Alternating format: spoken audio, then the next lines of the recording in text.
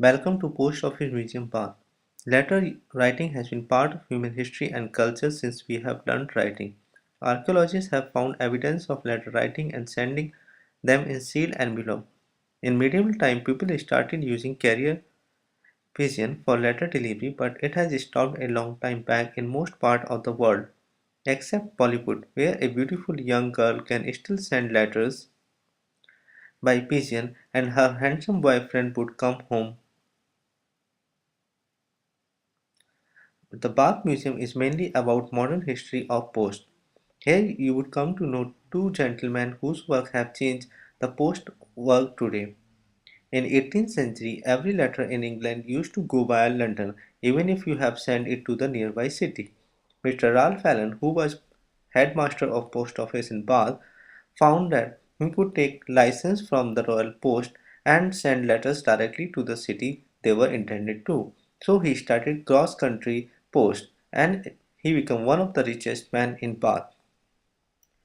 The other gentleman, Mr. John Palmer, found that sending letters by coaches could save lot of time, so he started mail coaches, but he was not paid for many years by the post office, but for his passion he continued to spend his own money and he speeded up the delivery of post. In the history of post, there came many innovations. For example, this convenient post used to be attached with the tram, so people did not have to find where the nearest letter box was, so they could go to tram station and post their letters. At a time when people had to pay by the number of pages they were sending, somebody would come with this idea of writing in two directions and he saved money on this letter. In the time of Victoria, people who were receiving letters were supposed to pay, but there were many people who did not have enough money to pay for the letters they received, or they did not even know that they have received any letter. So came the first ever stamp that was called penny black. But the penny black stamp used to be printed in a large sheet, and the post office employees used to cut them using scissors, and in this process they were destroying many stamps. So the post office came with the idea of this perforation machine that could cut many sheets of stamp in one go. In using this machine, you can also get as a souvenir one of the perforated sheets of ticket for yourself. The simple letterbox that we see in every street were not developed in one day. Initially, there was no flap on the post boxes, so the water used to come inside. So came the flap and also the timing when the next post will be taken out of the box. There used to be vending machines in the supermarket so people could buy their stamps from the vending machines whenever they like. If you think that spamming and sending promotional letters by email is something new, it isn't. In the time of Victoria and the World War, people and mainly the company used to send their advertise through the post.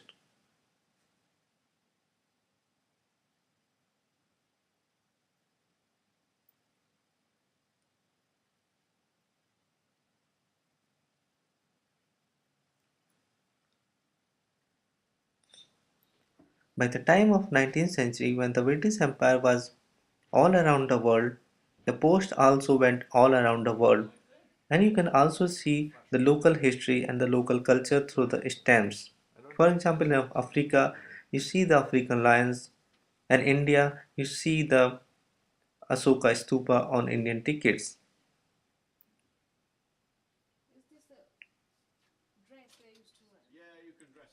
Post office also came up with the idea of non-stop mail coaches.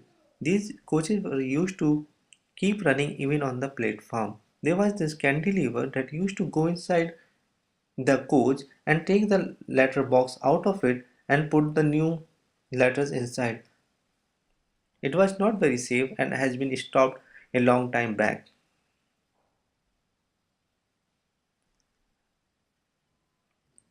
In 18th and 19th century, post was one of the most important thing, and they used to be given priority on the street. So they were have different horns for different signals, and people had to run away when the post was coming on the street. Funnily enough, when the sound of long S, like in post or in Bristol, was has to be pronounced as F. So you see in this letter, they call it the Bath and the Bristol post coaches rather than the Bristol and post coaches. Thank you.